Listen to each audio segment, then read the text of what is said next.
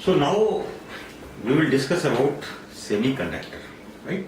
So in the last lecture we discussed that depending upon the valence electrons, we can classify a material into metal when the number of valence electrons are less than 4, as an insulator when the number of valence electrons are greater than 4, and semiconductor when the number of valence electrons is equal to 4.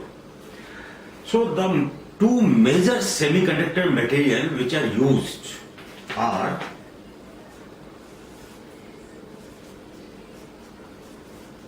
silicon and germanium, right? So basically whatever electronics devices you are seeing around you are made up of semiconductor.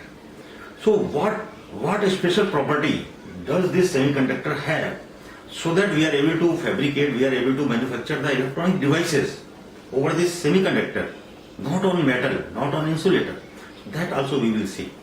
So two major materials, elements which are used for the manufacturing of the electronic devices are the silicon and germanium, right? As I told you in the last class, those materials which are having the number of valence electrons equal to 4 comes in the category of semiconductor. So the number of, what is the atomic number of silicon? 14. Is it? 14. 14. So for this, for the silicon, first orbit number of electrons are 2, second orbit number of electrons are 8, and third orbit number of electrons are 4. This is for silicon. And for germanium? 22. No. See, in case of silicon, the third cell will have 4 electrons. In case of germanium, fourth cell will have 4 electrons. From that you can count.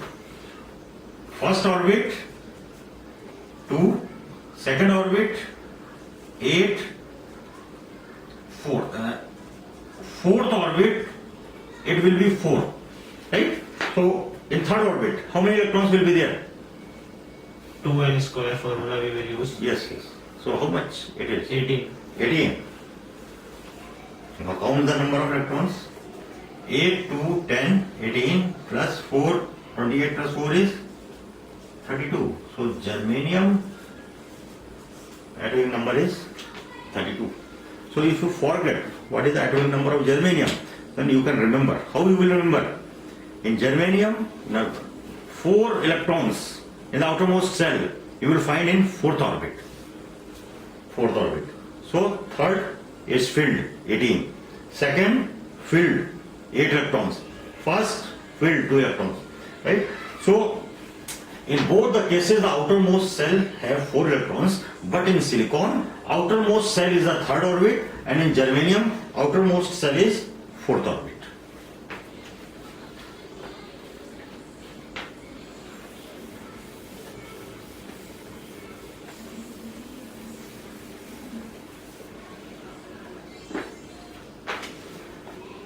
Okay, we will take the example of silicon, right? In silicon, valence electrons are 4, right? And number of orbit is,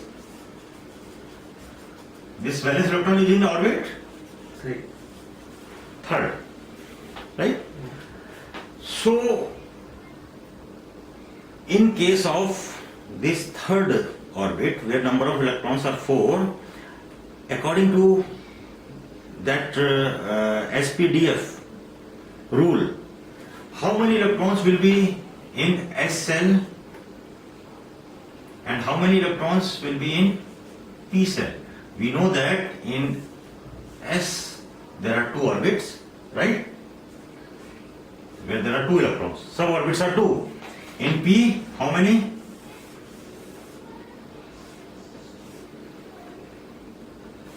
Here 1, 2, 3, 4, 5, 6, right? So S cell is complete, right? Because in valence cell, valence electrons are 4. So 2 electrons are here, and in P 2 electrons are there, right? So in case of silicon, 2s and 2p. 2 electrons will be in S cell and 2 electrons will be in P cell, right?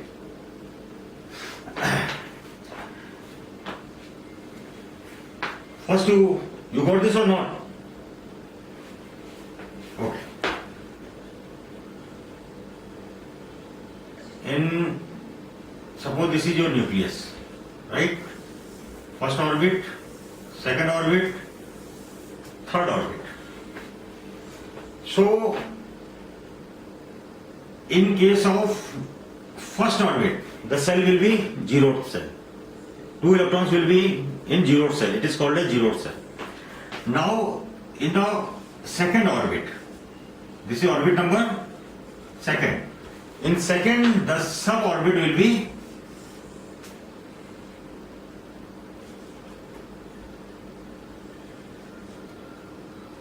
S, right? So you just follow that SPDF rule. Then in according to SPDF rule, or you come back to this place, right? What happens in the third orbit? How many total electrons? How many valence electrons can be there? 4. Here it is 4, right? Here it is 4. 2 electrons can be filled in S. 2 electrons can be filled here. 2 electrons can be filled here, and 2 electrons can be filled here. Total how many electrons can be filled? 2 plus 2 plus 2. 8. 6 plus 2, 8. But how many electrons are there? 4. So first S cell will be filled by 2 electrons. Remaining are 2 electrons. So those 2 electrons will be filled in P cell, right? So in S you have 2 electrons, and in P you have 2 electrons. Basically in the third, right? Okay. So now what will happen? Suppose there are n number of atoms, n number of silicon atoms, right? Suppose there are n number of silicon atoms. Then total how many valence electrons will be there? 4. 4, yes. So total number of valence electrons will be 4, right? Okay. Now out of these 4n, these are the total number of valence electrons. 2n electrons, means half electrons, will be in S cell, and remaining 2n will be in P cell. It is correct or not? Because see, valence electrons are 4. Out of 4 valence electrons, if there is only single atom, silicon atom, which has 4 valence electrons. So out of 4 valence electrons, 2 valence electrons will be in S cell and 2 will be in P cell. Same way, if there are 4n electrons, then 2n will be in S cell and 2n will be in P cell, right? So as we know that in P cell there are these type of suborbits are there, right? You can consider is P1, P2, P3, P4, P5, P6. There are 6 suborbits, right? So if suppose you just consider one case, suppose in the third orbit, if the number of valence electrons are 8, in the third orbit if the number of valence electrons are 8, then in S cell how many electrons you will find? 2. And in P cell how many electrons will be there? 6. So it will be completed. But here what is happening? 2 in S and 2 in P, right? So you can write this in this way: 2 n S electrons, and this is 6 n S electrons. Okay.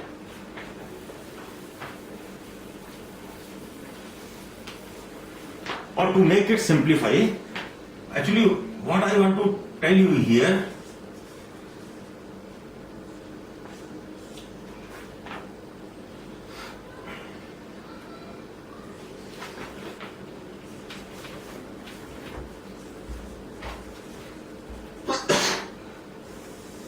electronic band. I want to tell you about the electronic band here, right? The meaning of electronic band is, suppose you just take one silicon atom, right? See, those electrons which are in outermost cells, only those electrons are responsible for the conduction of electricity, right? Electrons which are in inner cells are never responsible for the conduction of any current, right? Only you have to concentrate on electrons in the outermost cell. So outermost cell means valence electron. That's why you concentrate only on valence electron. So suppose there is a silicon atom, right? One silicon atom you have taken, only one silicon atom, and you have placed somewhere, right? So in this silicon atom, those electrons which are in S cell, right? Those valence electrons. How many valence electrons are in S cell? 2. Right? So those valence electrons will have some definite energy. And those electrons which are in P cell, again there are 2. Those electrons will also have some definite energy. Right? So let us assume this right in this way. Right? So suppose these are the, and this is the energy level, right? I will draw this is the zero energy, right? Zero EV energy, right? So here 2n electrons of S cell, and here also 2n electrons of P cell. Okay, so 2n electrons of S cell will have this energy, and 2n electrons of P cell will have this energy, right? When you have placed the electrons at distance places, this is one electron, one atom, this is another atom, this is another atom. So at distance places you have placed these electrons. Then what will happen? Electrons of S cell, so total there are n number of atoms. So there are how many valence electrons? Total 4n. Out of 4n, 2n are the electrons of S cell and 2n are the electrons of P cell. So all the electrons of N cell will have this much energy, right? This is the zero EV energy, right? So here this much energy is the energy of first orbit. So all the electrons of the first orbit will have this energy. Electrons of the second orbit will have this energy, right? And electrons in the third orbit. So whenever you are moving from lower orbit to higher orbit, then energy of those electrons will be higher. So electrons of the third orbit which are in S cell will have this much energy, and electrons in P cell will have this much energy. Okay? One question. Yes. But all the electrons mentioned here, P cell and S cell, okay, that are in same orbit. So why there is difference in their energy level? Yeah, that is electrons in the S cell will have different energy, and electrons in the P cell will have different energy. But they are in the same orbit. They are in the same orbit, Ah. though they are in the same orbit, but the energy will be different. But the electrons of 2n electrons of P cell will have same energy. Electrons of S cell will have same energy, but their individual energy is different. Right? Their individual energy is different depending upon the cell. It is different. So now if you place these n atoms closely, now what will happen? So now suppose this is one silicon atom.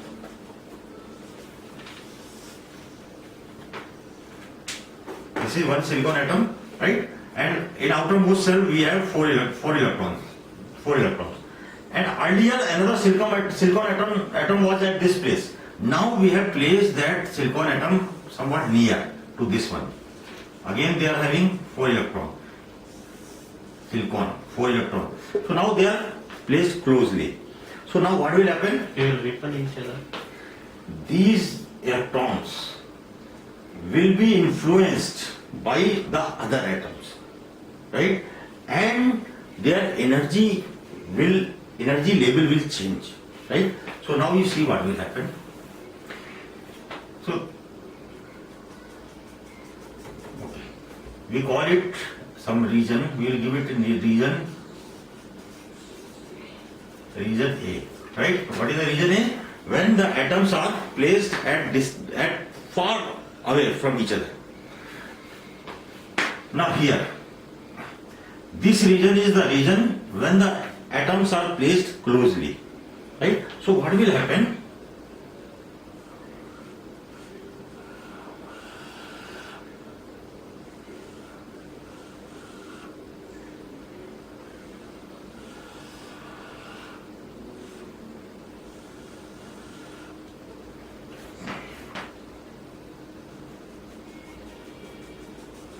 This region. This is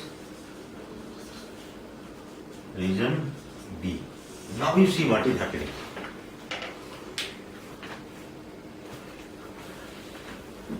Now you see what is happening. The electrons of S cell, when they are moving close, they have now here this is the discrete level, means single energy level was there. But now there is a gap, there is a band, right? There is a band. This means electrons, 2n electrons, which are in S cell, may have this range of energy. Right? Some electron may have this much energy, some may have this much energy, this much means from this level, right? Some may have this much energy. Now there is a band of the energy, not a discrete.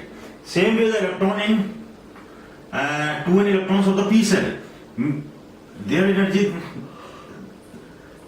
this is the band of the energy. This is the band of the energy, right? So why it is happening? Due to the influence of the surrounding atoms on the electrons, right? They possess now band of the energy, right? So this is the region B. What will happen at intersecting point? Yes, at this point you find that at this point, the electrons of P and S cell, some electrons of the P cell may have this much energy, some electrons of the S cell may have this much energy. But at that intersecting point, they both will have same energy. Yes, they will have same. Few electrons may have this much amount of energy, some may have this much amount of energy, some may have this much amount of energy. But here when they were placed at far away from each other, then one thing was clear. All the electrons of the S cell will have only this much energy. Okay, we will give the name, some number to this. Suppose this is 2.3 electron volt. Then all the electrons will have 2.3 electron volt. And suppose this is suppose 5.3 electron volt. All the electrons of p cell will have 5.3 electron volt energy. But when they are placed together atoms, then what is happening? Some electrons may have here 2.1 eV, some may have 2.3 eV, some may have 2.9 eV, like that. Now there is a range of the energy, right? Okay. Now we have moved the atoms somewhat more close to each other, right? More than this region, but more close to each other. Now when we are moving the atoms more close, then what will happen? Right? This type of energy gap will be there. Means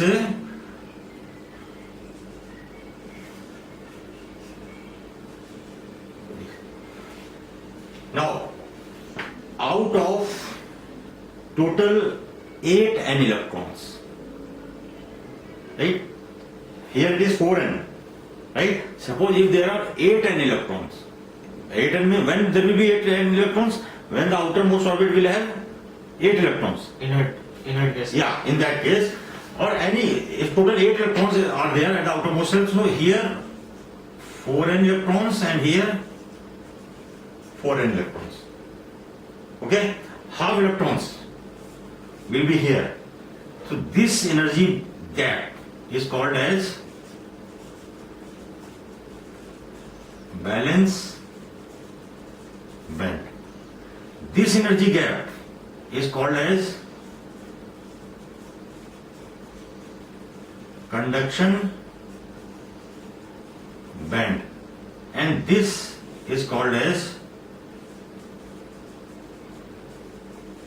forbidden gap, right? So when you move the electrons very much close to each other, right? After this is your region C. Then what is happening? 50% of the electrons out of 8, 50% of the electrons are in valence band, 50% electrons are in conduction band. So in case of silicon, how many electrons are there? 4n. So this is your all the electrons of valence electron. They all are in this energy gap, this band gap, right? And conduction band is 0. There are no electron in conduction band. Or we can't say that all 4n are in conduction band and 0 in valence band. No, because in case of the semiconductor, right, in case of silicon and germanium, when you see its band energy diagram, then all the electrons are in valence band only. Nothing will be in conduction band, because I told you earlier at the absolute zero,